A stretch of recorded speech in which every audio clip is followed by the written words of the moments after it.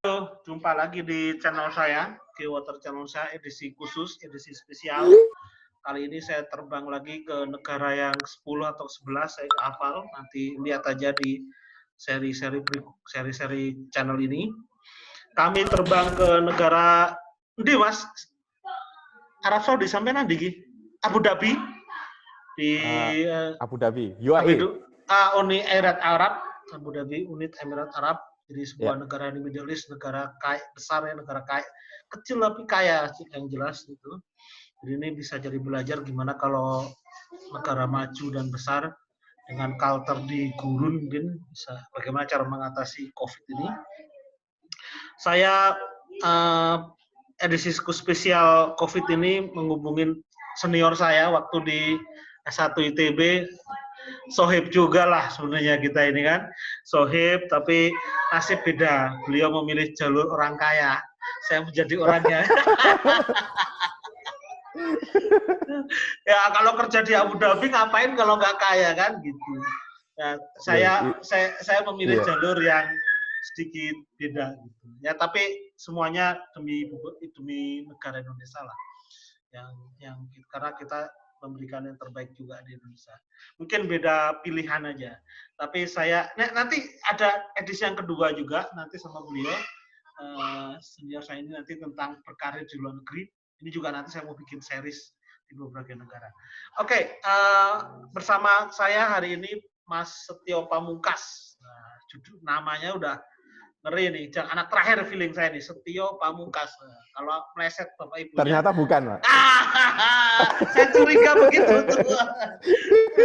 Oke, Pak Setio bisa introducing perkenalan diri, di mana sekarang kerjanya dan macam-macamnya. Terutama kaitannya dengan pandemik ini, posisi kota ya, posisi kota ini kayaknya penting juga jadi gambaran. Silakan Mas. Ya, terima kasih Om Taufik. Sebenarnya suatu kehormatan nih bisa diajak join di YouTube channelnya. Tadi dibilangin senior, sebenarnya enggak juga, malah saya sekarang ya jadi juniornya kan. Dulu cuma takdirnya lahir lebih duluan lah, duluan. Dibilangin mencari jalur orang kaya enggak juga, karena takdirnya menjalankan takdirnya sampai di sini gitu. Kalau suruh milih, saya mungkin milih dapat gelar dokter 2 lah daripada sampai sini. Lukir Mas kapan-kapan Mas. Oke, ya. Salam Sinawang. Nah, saya sudah sejak 7 tahun yang lalu menjalankan takdir di Abu Dhabi. Kalau itu Mas, Agus Izzuddin Latif sama nggak? Nah, Agus Izzuddin Latif dulu di sini, sekarang udah nggak betah, join sama teman-teman di Doha 6 tahun yang lalu. Doha pindah negara sebentar, sedikit di Qatar. Di Qatar. Nah, Abu Dhabi itu ibu kotanya Uni Emirat Arab. Cuma orang lebih tahunya itu Dubai. Dubai kota metropolitannya lebih hedonis lah. Kalau Abu Dhabi itu lebih homey untuk tinggalin. Nah, ini ibu kotanya dari United Arab Emirates. Nah, saya dikerja di perusahaan nasionalnya dari kayak Pertamina-nya UAE, namanya Abu Dhabi National Oil Company, ADNOC. Masih jadi kerong lah, bukan peneliti kayak Om Taufik. Ya, tapi ini aja deh. Nah, tapi namanya memang lebih dikenal Dubai ya, lebih dikenal Dubai memang ya. Ya, gitu. Karena Dubai itu ciri khasnya banyak landmarknya yang menarik. Dan mereka memang fokus di pariwisata. Karena di sana resource mineralnya nggak banyak seperti di Abu Dhabi. Tapi terakhir mungkin bisa cari di googling di website, ada ketemu di perbatasan antara Abu Dhabi dengan Dubai itu cadangan gas besar. Nah, itu salah satu yang besar buat pemasukan buat Dubai. Cuma majority mereka seperti Singapura lah, hub untuk transportasi plus sama pariwisata. Jadi terus kalau Abu Dhabi ke Dubai berapa jauh itu? Jaraknya 125 km. Oke. Ya, sekitar 1,5 jam lah. Kadang 1 jam, 1,5 jam, tergantung kendaraan yang dipakai loh. Oke, bisa ngebayangin saya. Kendaraan yang dipakai. Ya. Nah, itu juga menarik. Jadi negara ini kan sebenarnya masih muda sekali. Baru tahun 71 berdiri. Nah, dan punya histori yang cukup kuat sama Indonesia, terutama Pak Habibie. Pak Habibie itu punya spesial. Nah, Pak Habibie itu punya special place di sini sama founding father-nya Syekh Zayed dulu. Nah, anaknya yang sekarang Syekh Muhammad yang memimpin sama Syekh Khalifah masih presidennya, adiknya kan Syekh Muhammad yang memimpin ini, itu dulu ngefans sekali sama Pak Habibie karena waktu negara ini baru berdiri, Pak Habibie dulu kalau ke Eropa, orang yang pertama termasuk orang-orang yang awal yang mendaratkan transit di UAE. Jadi mereka merasa terhormat gitu karena Pak Habibie berkenan mampir di sini dan terkenal kan dengan visionernya dan semuanya. Ini saya berdasarkan ceritanya Pak Habibie waktu tahun 2013 beliau mampir di sini. Beliau cerita sering diundang sama Syekh Khalifah untuk datang gitu. Cuma waktu itu kan Pak Habibie sibuk, almarhum kan sibuk jadi presiden dan semuanya, jadi nggak sempat. Dari 2013 beliau mampir. Beliau bercerita dulu di sini ada hotel pertama ya, di UAE namanya Intercontinental. Pak Habibie kalau datang selalu ditaruh di suite room-nya. Itu memang spesial di sini. Jadi apapun udah kayak di Jerman, beliau di sini juga spesial. Dan UAE beli kemarin waktu CN235 beli di sini, ada seorang Indonesia yang masih kerja di sini ngurusin CN235 dan itu masih kondisinya lebih bagus dibanding CN235 di Indonesia. Itu berdasarkan cerita, saya nggak tahu sendiri, mungkin bisa di-cross-check dan semuanya. Balik ke tadi, Om. Jadi intinya negara muda tapi progres kemajunya bagus karena visioner dari founding father-nya dan diteruskan oleh penguasa setelahnya. Jadi mereka menggunakan sumber daya alamnya untuk memanfaatkan dengan perencanaan yang cukup bagus, nggak hanya di Abu Dhabi dan seluruh Emirat yang lainnya. Nah itu cukup bagus lah. Nggak tahu apakah mungkin pemirsa yang di sini tahu bahwa hampir lebih dari 70% yang tinggal di UAE itu orang asing. Jadi UAE itu terkenal bahwa berapa Mas? Penduduknya lebih dari 70%. 70% yang tinggal. Jadi orang yang tinggal mungkin kayak di Jakarta lah, orang yang tinggal di UAE itu hanya mungkin kurang dari 30% yang orang UAE nasional. Sisanya orang asing. Makanya pemerintah sini cukup bagus, dia tahu bahwa kita punya uangnya, kita punya resources-nya, kita masih muda, tapi kita pengen cepat gitu. Akhirnya mereka bayar orang-orang teknokratnya, mereka semuanya, tolong bikin kita yang pengen maju semuanya kita bayarin. Orang ahlinya datangin, kita bayarin. Sekarang kayak gitu masih terus. Hanya mereka nggak kepingin nih, kacau balau kan. Mereka bikin lah sistemnya, jadi semuanya by system. Udah integrated. Semuanya integrated. Sekarang orang asing pun, termasuk orang asing, semuanya hampir sama ya. Ada namanya Emirat ID. Udah kayak paspor ada chipnya. Itu untuk ngurus apa-apa udah berdasarkan itu. Mau ngurus mobil, ngurus ini hanya mengandalkan itu. Semuanya udah integrated. Jadi perkembangannya itu cukup pesat sekali. Itu karena visinya jelas. Visinya jelas. Menurut saya yang bisa take away dari negara ini yang kita bisa mungkin teladanin di sana. Jadi kalau kita itu kan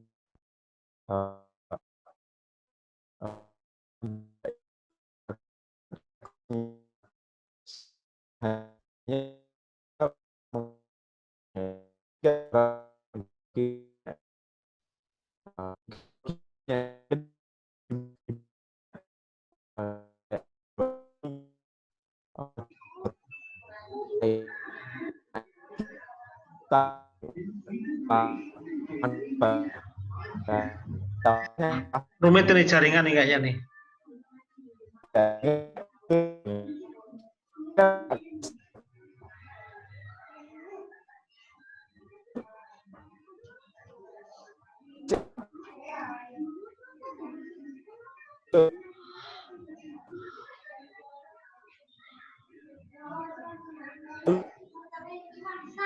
Ini suara jaringan ora apik iki, Mas.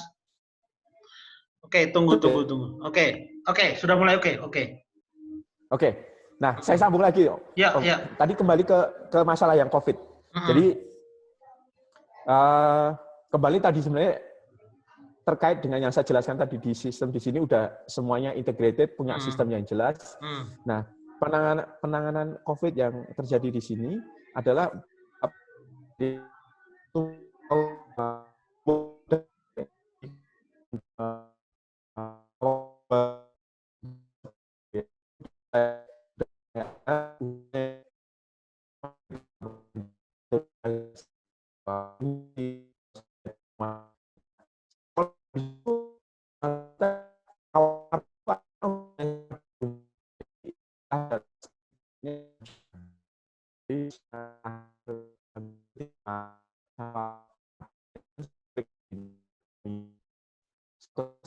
dimajukan. Nah, putus dulu ya, Mas? Gak dengar, Om. Oke, Mas, ulang lagi, Mas. Sorry, kayaknya barusan jaringan jelek. Gimana yang COVID? Yang terakhir aja, yang segmen terakhir. Yang COVID. Ya. Jadi pemerintah sini melakukan polisinya itu secara bertahap. Jadi begitu udah mulai sekitar akhir Februari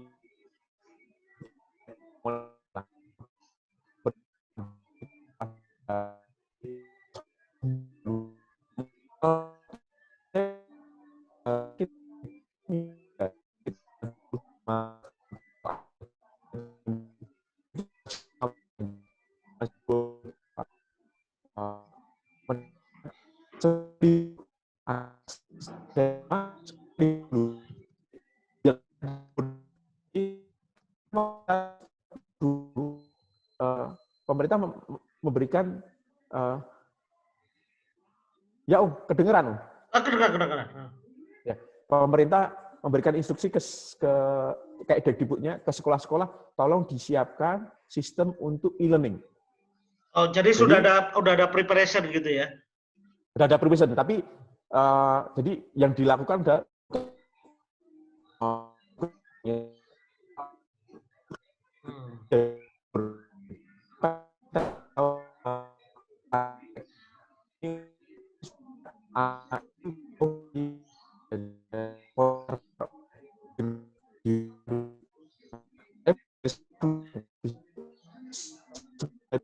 Kampus libur nggak, Mas? Kampus.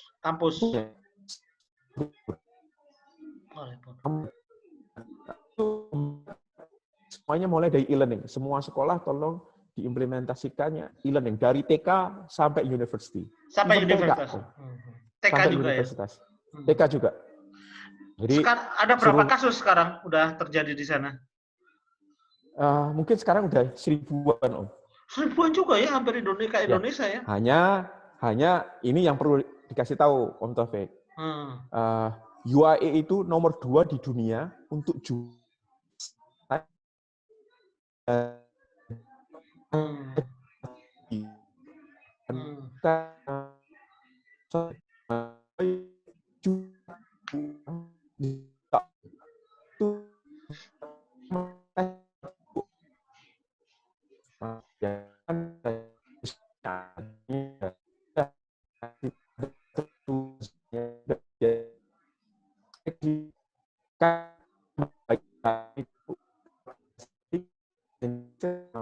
tergantung sampel kan, kayak bias to sampel.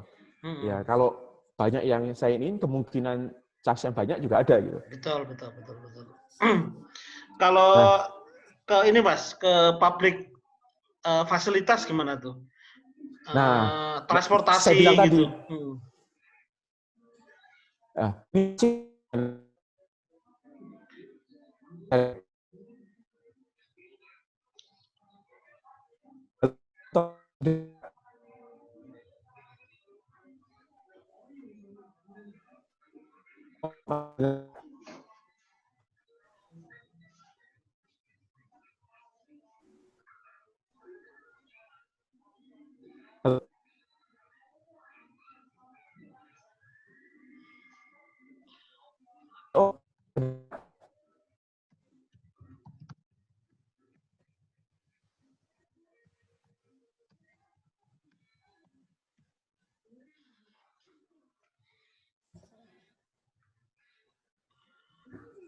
Halo? Ya, oke. Ya, oke. Nah, tadi Om, yang kalau untuk masalah publik, jadi mulai kayak tadi saya bilang Om, mulai bertahap. Jadi awal Maret udah sekolah udah diliburkan. Baru pertengahan Maret itu semuanya diharap kerja dari rumah Om.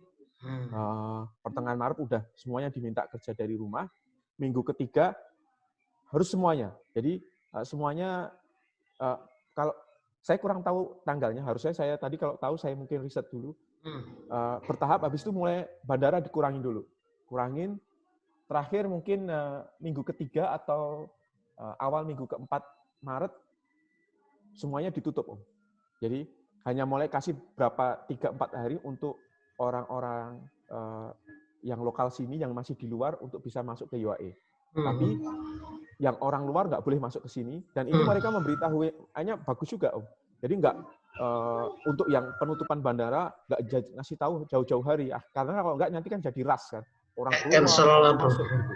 Ya, jadi mereka ngasih tahu cepat, malam hari per nanti siang, besok pagi jam sekian kita tutup, kita nggak bisa terima. Nah, cuma kalau orang-orang asing yang wisatawan ada di sini stranded, pemerintah bilang nggak perlu khawatir visanya, nggak perlu ini, kita sediakan. Istilahnya kayak semi di karantina. Oke, semi karantina. Di sini dulu dan semuanya. Nah, saya curiga saya curiga kan angkanya cukup besar ya untuk sebuah negara. Iya. Qatar itu ya karena memang faktor daerah tujuan wisata juga ya. Kayak Bangkok ini, kasusnya ini mirip nih. Oke. Jadi public facility tetap akhirnya berkurang. Sekarang mungkin udah, kalau yang cross antar kota gitu gimana Mas? Ada kota yang udah berhenti atau kayak gitu gimana? Kalau di sini nggak ada lockdown. Mereka menutup terhadap orang asing datang karena supaya bisa mengkontin yang di dalam itu, supaya potensi untuk terinfeksi dari orang asing itu diminimalkan. Terus kemudian kalau ada orang-orang ini cukup bagus, sebelum nanti saya kembali ke public transportasi. Jadi untuk orang-orang lokalnya sini yang baru pulang dari luar negeri dan mereka mereka kan perlu di self quarantine. Betul. Ya, sebelum dites dan semuanya. Itu disediakan sama pemerintah, nggak balik ke rumah, sediakan di hotel minimal bintang 4 Om. Bintang 4. Oh, gitu. 5. Jadi pemerintah itu nge-booking hotel. Jadi self quarantine-nya nggak di rumah. Kalau di rumah kan nggak di rumah. Di kasus di kita di rumah hanya ada yang ada yang bandel atau enggak, ini di hotel. Dan padahal itu hanya juga ODP ya itu. Padahal hanya ODP istilahnya kan. Hanya ODP. Belum PDP, gila. ODP aja udah diperlakukan seperti PDP. Yeah. Kalau PDP jelas kan PDP. ODP aja sudah diperlakukan seperti MES. Karena kalau dari luar negeri udah otomatis langsung masuk di situ. Kecuali kalau yang orang asing silakan tinggal di rumah masing-masing. Nah, untuk yang PDP itu harus yang kategori kecil di karantina. Kalau mereka keluar dari itu, dendanya udah ada, Om. Udah ada, kalau nanti bisa googling, Gulf News gitu. Ada yang lari dari karantina, udah ada dendanya. Denda, terutama orang-orang asing lah, biasanya banyak. Nah, kalau public transportasi, jadi gini, mulai bertahap, akhir Maret itu pemerintah melakukan program disinfektasi fasilitas umum. Jalan, rumah-rumah. Disemprotin sama pemerintah. Ini baru ini baru, jadi sampai segitunya ya? Ya, hanya supaya itu nggak mengenain orang, artinya orang itu harus tinggal di rumah. Nah, jadi ada pemberitahuan. Ada pemberitahuan 2 hari sebelumnya. Weekend itu mulai berlakunya weekend minggu kemarin. Weekend dari Jumat sampai hari Minggu jam 8 malam sampai jam 6. Jam 8 malam sampai 6 pagi, kalian tinggal di rumah, kita akan bersihkan. Semua fasilitas jalan dan semuanya kita bersihkan. Sampai depan rumah nggak, Mas? Sampai depan rumah nggak itu? Iya, sampai depan rumah. Mulai dari Dubai, semua. Hanya ternyata saat weekend nggak cukup. Akhirnya pemerintah perpanjang lagi, 1 minggu lagi. Nah, tapi kan orang gini, wah saya khawatir dong makanan. Itu pemerintah bilang, jangan khawatir, makanan dan semuanya cukup. Dan itu memang saya pergi ke supermarket semuanya cukup. Oh, nggak ada yang sampai kosong gitu, nggak sampai? Nggak ada. Itu udah dijamin sebelumnya. Jadi pemerintah itu ngestok dulu sebelum memperlakukan kebijaksanaan itu. Itu satu. Nah, terus yang bagus lagi gini, ada kasus waktu itu mengadakan balapan sepeda di Abu Dhabi. Dan ternyata ada satu tim krunya yang Itali itu terpapar virus. Akhirnya festivalnya dibatalkan. Orang yang tinggal satu hotel itu di lockdown. Terus dites satu-satu. Yang sudah aman, kan ngetesnya nggak pakai swab test, pakai yang model PCR. Udah lolos keluar. Yang belum bawa ke rumah sakit dan semuanya. Itu satu hotel di lockdown, terus kan mereka pergi ke makan di mallnya juga. Itu juga ditutup juga, Om. Jadi pemerintah itu kalau ada kasus ini ya udah dikonten di situ dulu, dibersihkan dulu semuanya. Kalau nanti udah melewati tangga ini baru dibuka untuk umum. Jadi itulah yang tadi statement sampean ya. Nilai positifnya besar tapi nilai kesembuhannya besar juga gitu ya. Iya. Ya, positif itu karena tes yang disampel yang diambil banyak, Om. Itu baru naiknya belakangan. Awal-awal waktu dulu Italia itu masih puluhan ya, Om. Masih baru puluhan. Itu pun reaksinya udah kayak gitu. Mereka nggak kepingin orang-orang yang tinggal ini terpapar gitu. Udah. Nah, ini yang cukup juga menarik. Ketika mereka menutup bandara, mungkin Om Taufik carilah namanya Etihad, Emirat. Apalagi Dubai itu kan hub ya dari yang lain. Ya, betul, mereka tutup 2 minggu. Bayangin aja kok impact ekonomiknya. Gila. Untuk totali nggak ada. Berani ya mengambil sebuah keputusan core-nya kan itu jantungnya Abu Dhabi itu kan transitnya itu luar biasa. Tutup semuanya. Dan sekarang yang saya baca berita tanggal 6 mulai buka tapi hanya untuk yang outbound aja. Jadi yang tadi mungkin turis-turis yang mau pulang. Ya, mereka sediain pesawatnya. Hanya harus lulus tes dulu. Dan itu kalau saya baca berita nanti mungkin nanti bisa diverifikasi lah. Jadi krunya pun harus dites dulu sebelum naik dan setelah pulang dari pesawat, dan yang mau ikut penerbangan tadi dites dulu, begitu sehat baru diterbangin. Mereka nggak mau berisiko terhadap kru-krunya juga. Ini saya yang paling amazed ya, Mas. Paling amazed ini dari sisi ekonomi ini adalah jantungnya itu ditutup gitu loh, Mas. Gila ini sih. Jantung loh itu, Mas. Jantung itu udah hampir sama dengan kayak di Singapura kan. Cuma Singapura kan nggak nutup kan. Di sini nutup. Singapura nggak nutup itu. Makanya saya juga kaget juga. Saya, berani.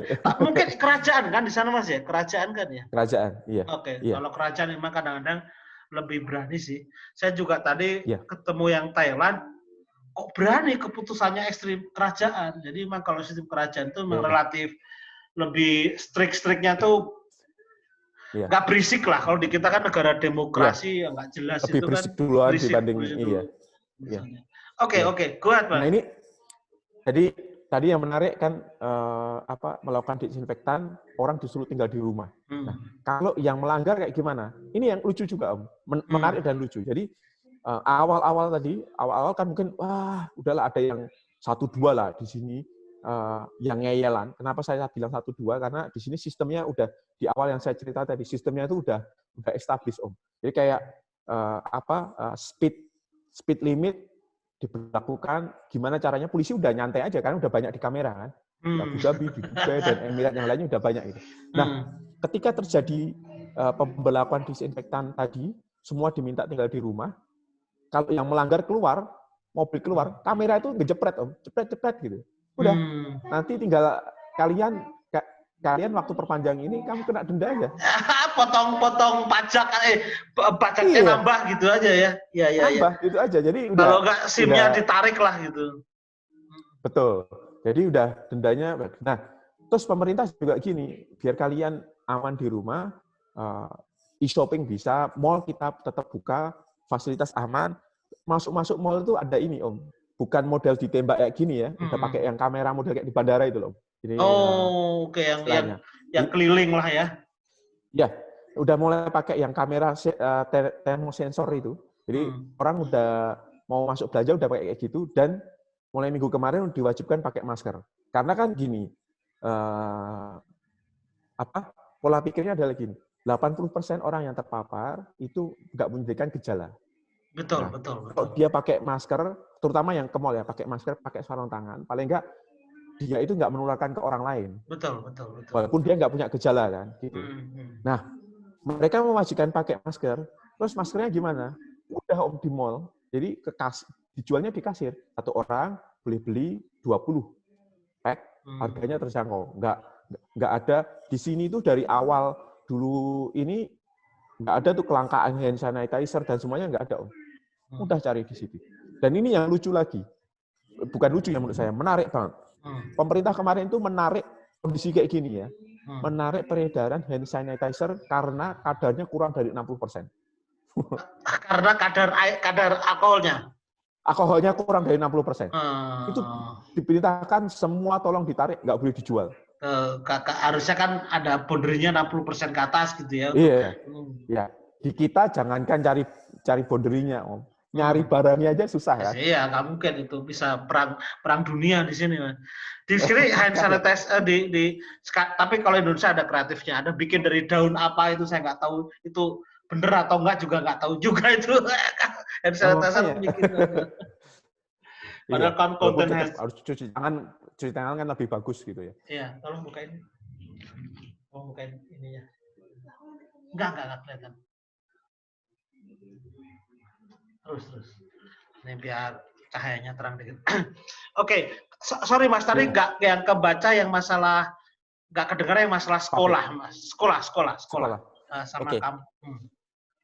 Nah, sekolah tadi kan bertahap, Om Taufik. Jadi awal Maret itu pemerintah mengajukan spring break-nya. Jadi harusnya akhir Maret diajukan lebih awal. Oke. Menarik. Nah, itu waktu itu kita belum tahu bahwa akan ada e-learning gitu. Kita hanya tahu bahwa pemerintah mau preventif, udah kita anak-anak diliburkan duluan. Jadi liburnya dimajukan gitu. Kita berpikir liburnya diperpanjang jadi 4 minggu. Ternyata setelah 1 minggu libur ada pengumuman tuh dari Depdikbudnya. Nanti waktu masuk ke minggu ketiga, anak-anak mulai sekolah di rumah. Sekolah di rumah, terus kita udah minta sekolah seminggu ini untuk mempersiapkan, jadi sekolah punya waktu 2 minggu untuk mempersiapkan dites dan semuanya. Jadi bulan udah selesai mulai. Bulan Februari itu memang lagi libur gitu kondisinya. Februari atau Maret? Harusnya kan liburnya minggu ketiga Maret, Om Taufik. Oke. Nah, itu minggu pertama Maret udah libur. Diajukan. Cuma ternyata diajukan 3 minggu lebih awal. Pas waktunya libur, udah mulai sekolah e-learning. Jadi betul. Sekolahnya tetap jalan. Jadi nggak liburnya diajukan lah gitu ya. Intinya gitu, ya intinya gitu. Terus semester sekarang adalah, yang menariknya adalah pemerintah itu preventifnya cukup. Saya nggak tahu apakah reaktif atau preventifnya cukup. Antisipasinya lebih cukup bagus. Ada case-case yang mulai membahayakan, udah anak-anak mulai diliburkan. Itu kalau nggak salah dulu mulai karena ada satu anak di Dubai yang positif kena karena ikut orang tuanya traveling. Nah itu kena langsung udah sekolah semuanya liburkan. Satu anak, Om. Satu orang anak positif sekolah libur. Ya, kalau di Indonesia dites mungkin banyak juga yang positif, Pak. Makanya kalau mau mengurangi PDP ya kurangin tesnya. Betul. Itu kan masalah volume. Gitu, kan? Iya, volume tesnya kan masalah sampel. Betul. Jumlah sampel belum besar makanya kalau mau sedikit case-nya ya sedikit aja sampelnya. Atau sekarang nggak usah melakukan tes. Iya. Berarti pertumbuhan berhenti. Dari pertumbuhan berhenti. Atau kalau mau kelihatan udah mulai plateau, ya sampelnya jumlahnya sama aja terus. Satu gitu ya. Iya, atau mau gitu, mau 200 saja terus sampelnya. Terus gitu. Nanti kelihatan gitu. Ya memang itu negara sana nggak mungkin lah melakukan hal seperti itulah gitu ya. Yang saya bilang tadi, Om, di sini itu mungkin nanti bisa dicari statistik untuk yang COVID. Dan saya kemarin dari udah ada dari otoritas bahwa kit di UAE itu nomor 2 tertinggi di dunia untuk jumlah rasio sampel per sekian juta penduduk. Jadi per 100 juta penduduk, per 1 juta penduduk besar, mereka ya? melakukan dari 1 juta penduduk mereka melakukan tes 200.000. Wih, gila itu, Pak. Wah, ya. Nomor 1 mana? Nomor 1 mana itu? Sebentar, saya cek di sini ya, Om. Lumayan cukup. Itu istilahnya kan margin error itu. Iya. Apa ya? Jadi kalau samplingnya itu benar-benar representatif lah gitu. Kalau ada dari 1 sorry. No, sebentar, saya koreksi lagi, Om.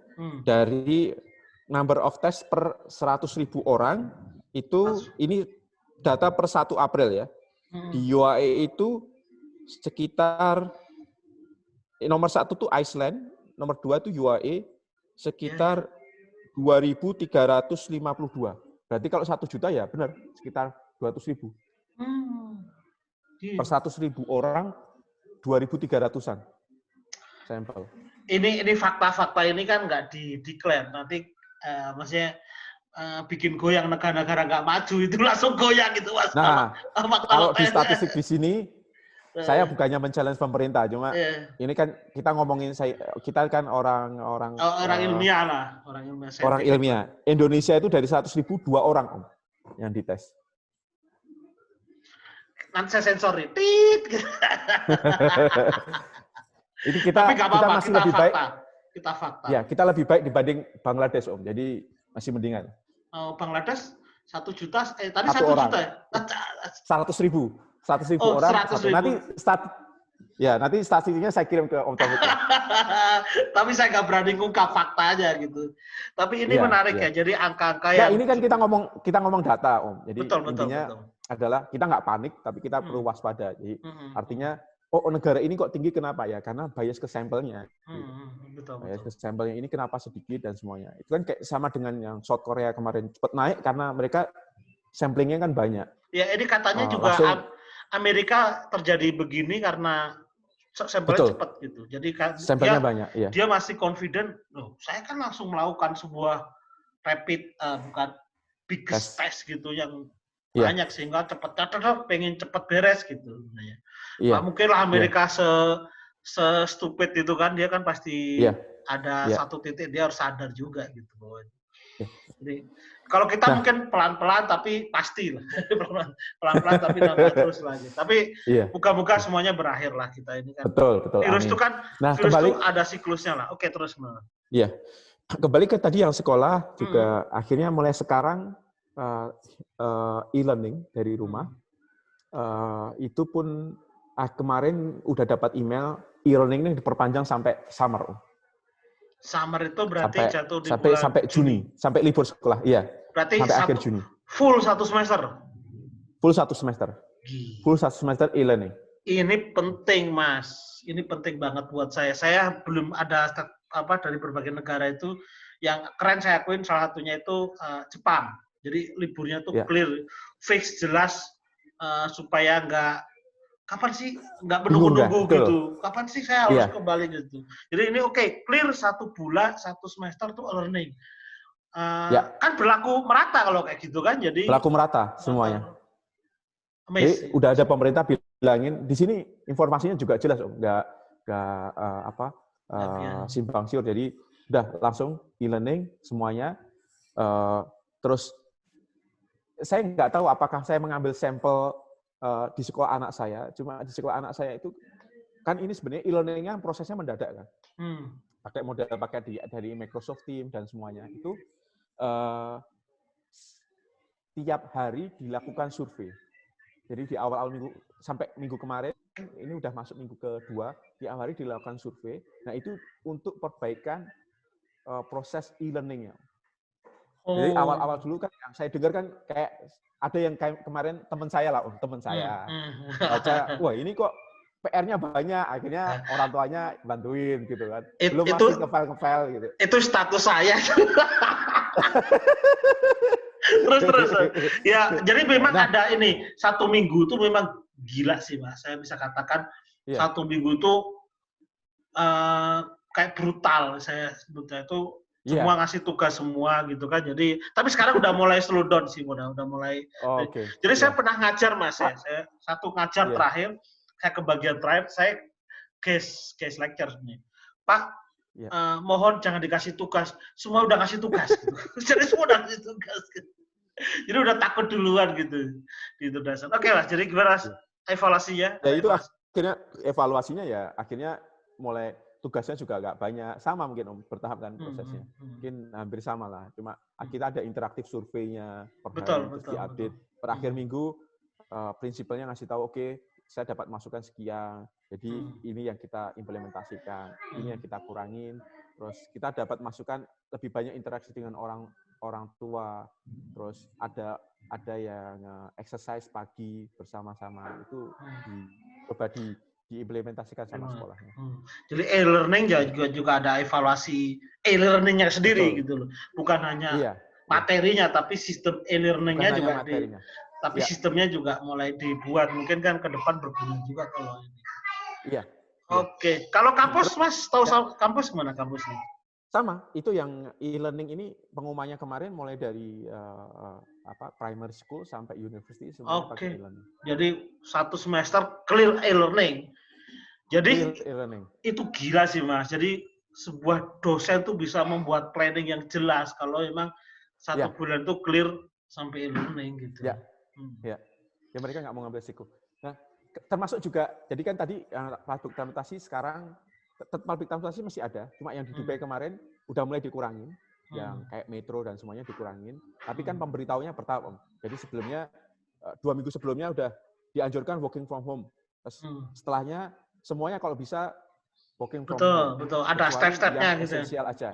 Ada step-stepnya. Setelah itu mulai weekend dulu, mulai dari weekend jam sekian sampai sekian tempat-tempat fasilitas umum akan disinfektan. Semuanya tinggal di rumah. Jangan khawatir masalah makanan.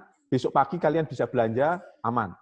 Nah ini Mas, ini saya sih jujur aja ya di channel saya berharap tim gugus kerja ya Pak Doni dan kementerian itu tidak hanya jubirnya tuh menyampaikan fakta-fakta, fakta statistik yang, tapi saya berharap tuh justru yang terjadi di sana itu minggu ini seperti ini, minggu depan kayak apa itu, jadi tahapannya kita jelas gitu.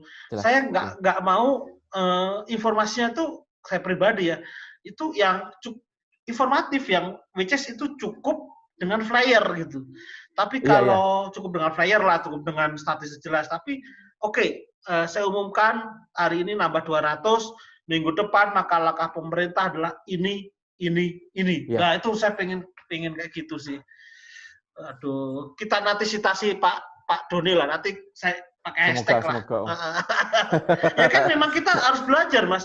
Kalau saya nggak hunting sampean, saya nggak tahu kalau ada sebuah kejelasan program itu terada gitu sebenarnya. Bisa dibuat lah gitu, bukan ada lagi. Gitu. Dan yang miss-nya lagi, yang tadi Om, 70% orang asing. Jadi sebenarnya pemerintah sini melakukan itu untuk 70% orang asing yang tinggal di negara ini. Iya. Bayangin aja. Iya. Sampai bayangin aja analoginya, sampai melakukan upaya yang nggak murah untuk orang yang ngontrak di rumah sampean. Betul. Padahal anak sampean cuma 2, yang ngontrak lebih banyak untuk orang banyak gitu. Betul. Padahal kan mereka berpikir, wah ini kan kemaslahatan bersama gitu loh. Mereka kan tinggal di sini juga. Segitu-gitu. Saya banyak mantap nih. Terus? Public transportasi tadi masih tetap ada dikurangin.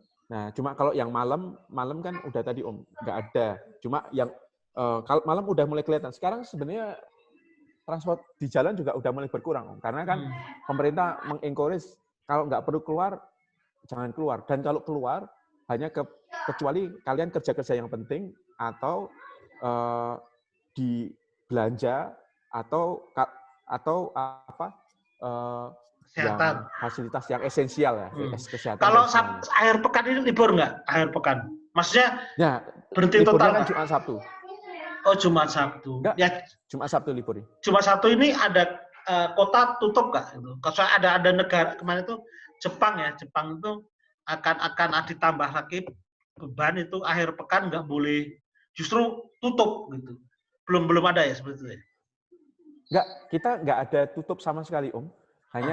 Hanya mulai tiap malam aja, jam 8 sampai jam 6. Oh, oke, jadi jam malam ya? Jam malam itu jam malam bukan karena orang nggak mau keluar, karena tempatnya dibersihkan. Iya, ya. Jadi didisinfektan. Jadi malam itu dibersihkan. Malam ada pekerja disinfektan. Betul. Betul.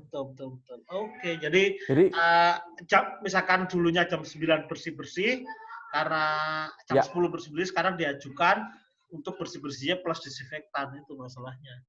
Iya. Bersihkan tempat umumnya semuanya. Kalau pagi ini kan orang pakai lagi bersih gitu lagi. Kalau ini nggak berani saya ngusulkan, duitnya rano, Mas, mungkin. Kalau yang tadi itu masih bisa lah by thinking kan gitu. Kalau ini ya nggak mungkin. Jam 8 terus semua disuruh tek duitnya kalau kayak gitu. Tapi bisa dilakukan swadaya sebenarnya, Om. Swadaya atau according daerah lah ya, daerahnya yang kaya ya, atau cukup. Masalahnya kan ID udah mengeluarkan yang sekarang kan banyak chamber yang dulu kan diisi bukan cairan yang seperti dilakukan di yang untuk manusia gitu loh. Jadi mesti pakai klorin dan semuanya kan membahayakan. Nah, diinfektan kan dilakukannya juga kadang kita lihat kendaraan umum jalan orang masih ada gitu. Hanya di negara plus 62 ya kan. Nah, itu kalau mau dilakukan sekalian orang itu biar di rumah, ya udah malam kalian tinggal di rumah, nanti anak-anak petugas dengan pakaian yang proper, kita akan membersihkan tempat umum. Pagi, kalian bisa melakukan aktivitas sebatas yang perlu saja, karena orang-orang kantor kan udah working from home, yang seperlu-perlu aja, tapi dengan memakai masker. Kenapa memakai masker semuanya? Even yang sekarang kan udah di-encourage tuh, ada yang kemarin influencer kayak Dr. Tita dan semuanya, Kemenkes mau campaign yang pakai masker kain. Karena kalau kita orang sehat pun, bisa mentransmit juga betul, kan? Betul, bisa. Kalau belanja di-encourage pakai masker dan pakai sarung tangan, Om. Oke. Dan itu di sini nggak kayak Singapura dibagikan gratis, cuma bisa membeli dengan harga yang wajar. Jadi orang tetap bisa beli. 20 tadi kan. Terakhir, Mas, masalah harga, Mas.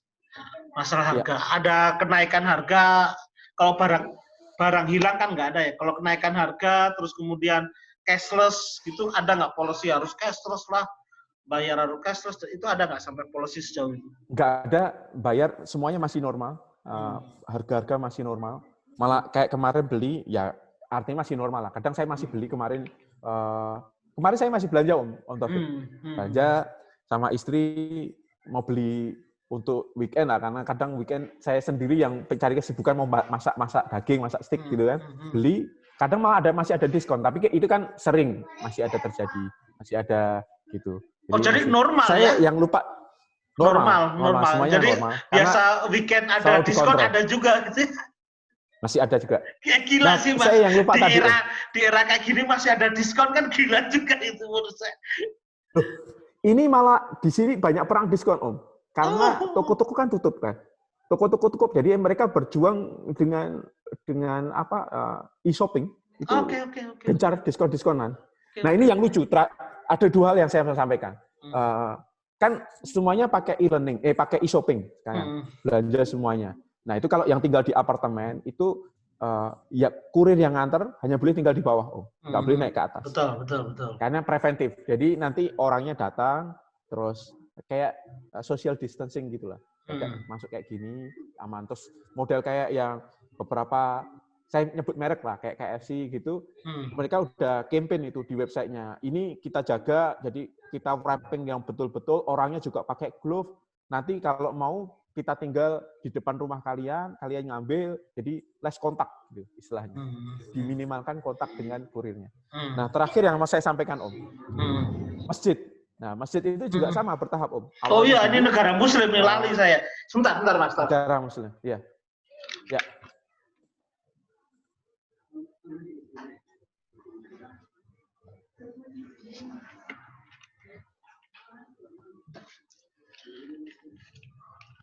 Oke, Mas, masjid, Mas. Nah, saya bilang tadi, semua polisinya di sini itu bertahap. Jadi masjid pertama waktu itu kita sholatnya diperpendek. Oke. Jadi imam itu baca sholatnya sholat pendek. Setiap di sholat imam ngasih tahu, ini kita mesti untuk kebaikan bersama. Ini pesannya, udah sholat selesai. Jumat sholatnya diperpendek. Jadi imam khutbahnya juga kan di sini khutbahnya semuanya centralized Om. Jadi khutbahnya udah ada orang asing bisa ngedownload translation-nya dan semuanya itu diperpendek. Nah begitu case-nya udah mulai meningkat, semua region yang ada mulai nambah, Iran nambah, Qatar nambah, itu Saudi juga udah mulai menutup, Kuwait mulai menutup masjidnya. Kita seminggu setelahnya kita bilangin bahwa pemerintah sini kita tidak mengadakan sholat Jumat, sholat 5 waktu di masjid sama sholat Jumat. Semuanya diterapkan bersama-sama. Ini fatwanya, ini anjurannya, plus azannya itu azan biasa. Setelah azan ada tambahannya. Artinya kurang lebih adalah lebih baik kalian sholat di rumah pas kondisi kayak gini. Jadi semuanya bertahap dan disampaikan jelas gitu. Akhirnya ya kita bisa mengantisipasi dengan baik tanpa ada kepanikan gitu. Kalau Jumatan sudah nggak ada sekarang kan pasti kan ya? Udah nggak ada. Ini udah minggu ketiga Om, udah nggak ada. Bersama. Sholat berjamaah juga sudah nggak ada kan ya? Nggak ada, barengan. Jadi nggak ada sholat berjamaah dan nggak ada sholat Jumat bersama. Sebelumnya kan diperpendek waktunya, habis itu nggak ada sama sekali. Yeah. Oke, Mas, thank you banget nih. Saya banyak sama-sama itu. Jadi yeah. Ya kita belajar ya. Terutama saya sih melihat manajemennya. Kalau belum bisa teknologinya, ya manajemennya lah gitu ya. Jadi oke, minggu ini polisinya apa, minggu depan apa gitu. Kalau nggak bisa, boleh lah kalau nggak bisa mingguan, 2 mingguan gitu ya kalau kita mungkin. Terus sebenarnya nggak di-announce ke masyarakat Om, cuma saya udah melihat bahwa pemerintah udah mengantisipasi. Jadi kalau ini udah mulai sampai ke siang, ini yang kita terapkan. Nah untuk menerapkan kayak tadi, istilahnya kan kita jam malam kalian mau dibersihkan, udah kebutuhan pokok udah dijamin dulu, diumumin dulu. Kita akan berlakukan kalian tinggal di rumah, jangan panik, kebutuhan cukup, besok pagi kalian boleh belanja. Tapi malam ini kita bersihkan. Gitu. Terus kerja dari rumah difasilitasin. Sekolah mulai belum siap dulu, libur dulu. Sekolah atau kampus punya waktu untuk mempersiapkan e-learning dalam 2 minggu. Sekolah libur dulu, habis itu disiapkan e-learningnya dan semuanya. Jadi bertahap, tapi otoritas itu punya plan yang jelas, menyampaikannya bertahap dan kita melihat itu prosesnya. Oke Mas, ini paling banyak pelajaran manajemen sih saya lihat di manajemen, terus kemudian ya tadi ternyata malam itu bukan diliburkan karena bukan dikendorkan, tapi bukan dicepatkan itu bukan karena apa-apa gitu, tapi karena memang harus ada prosedur lagi selain istilahnya kalau tutup buku lah gitu, tapi ada tutup disinfektan lah gitu kan. Iya.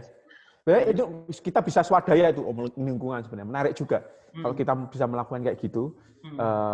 Mungkin nggak jam 8 lah. Kalau kita kan masih ada kaki 5 yang jualan ya di daerah-daerah. Kasih kesempatan sampai jam 9 gitu. 9 nanti pakai yang ronda-ronda bersihin barengan satu lingkungan. Betul. Bisa sih, bisa. Kan gantian.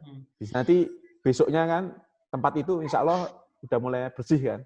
Aktivitas lagi mulai jadi confident. Jadi ketika harus saya keluar pun pede gitu kan. Karena di sekitarnya itu yang paling penting itu. Oke, thank you banget Mas. Dan kita mendisinfektan nggak membahayakan orang gitu Om. Itu Mas, Kurawadi Mas, kota gitu. Oke Mas, thank you banget ya. Thank you di edisi kali ini. Saya nanti ganggu lagi, nggak tahu nih kayaknya besok lagi deh. Besok lagi saya lagi misi saya tuh sekitar 20 negara Mas. Masya Allah. Saya gini, libur ya, ini sharing ya. Libur ini saya mikir saya harus punya karya apa gitu yang ketika slowdown ini terjadi, kantor juga lagi berkurang, saya bikin apa gitu. Mau nulis novel lagi nggak mood, lagi mau nulis paper ilmiah kurang mood juga. Hanya ketemu ini gitu. Iya. Dan ini milenial banget ya. Gampang sih Mas, bukan hanya milenial, gampang sih Mas. Terus silaturahmi juga nambah. Kan nggak mudah tapi. Ada sih editor sekarang udah. Sekarang makanya produksi udah Mas. Oke Mas ya, thank you banget ya. Ini ya, oke. Oh, ini sebenarnya kan bagus Om, kayak memaksimalkan diaspora. Sebenarnya kalau tadi memperbanyak orang ini sebenarnya sharing yang simple mungkin, tapi kita itu bisa mengambil, kalaupun otoritas kita, pemerintah belum bisa, paling enggak lingkungan kita yang bisa kita ambil apa. Betul. Sebenarnya bagus Om. Nanti saya juga pengen dengar negara-negara yang lain. Seri berikutnya, saya setelah selesai COVID ini, nanti saya mau bikin diaspora channel Mas. Jadi khusus nanti Arab, saya keliling itu nanti pelan-pelan. Yeah. Mau saya kasih kontaknya Pak Dino Patijala sekalian? Wah, boleh. Tapi nanti, kok buru-buru terkenal mumet aku nanti. Sekarang Pak Dino di mana? Dapat tanda tangan bukunya. Pak Dino di mana sekarang? Oh, di Jakarta. Di Jakarta. Kemarin ketemu beliau ke sini. Apa sekarang kesibukan Pak Dino? Ketemu awal bulan Maret. Ngurusin diaspora juga sama pemerintah. Ngurusin diaspora, ngurusin sekarang masalah ada kemarin, saya kasih kartu namanya juga. Nanti saya kasih Om. Oke, siap. Nanti biar mantap. Sukses terus ya Om. Saya kasihkan informasi. Siap, foto-foto sampean iki inspirator juga sampean ini. Kalau caranya ngomong nih, caranya bicara ini sampean memang legend ini. Jadi profesional legend ini sampean lancar jaya. Saya itu belajar dari YouTube-nya sampean kok. Water Channel. Anak saya di belakang itu yang pinter ngomong, Om. Oh gitu. Enggak, sampean masih lancar. Iya, lancar itu. Jadi suruh ngomongnya bahasa Indonesia, kalau suruh ngomong bahasa Inggris ya mungkin berkak-berkuk, Om. Bodoh. Oke, thank you very much ya. Oke, salam ya buat makasih. Assalamualaikum. Ya, sama-sama. Semua saya tutup ya. Saya tutup ya. Ya, oke. Nanti seri berikutnya yang itu kalau perlu duet lah nanti misalkan satu tamu dari negara mana nanti yang diaspora channel lah, diaspora channel khusus lah gitu. Sama itu Om Agus Latif ya? Ya, oke. Berikutnya. Ya, thank you Mas ya. Om Taufik. Sama-sama. Ya, Assalamualaikum.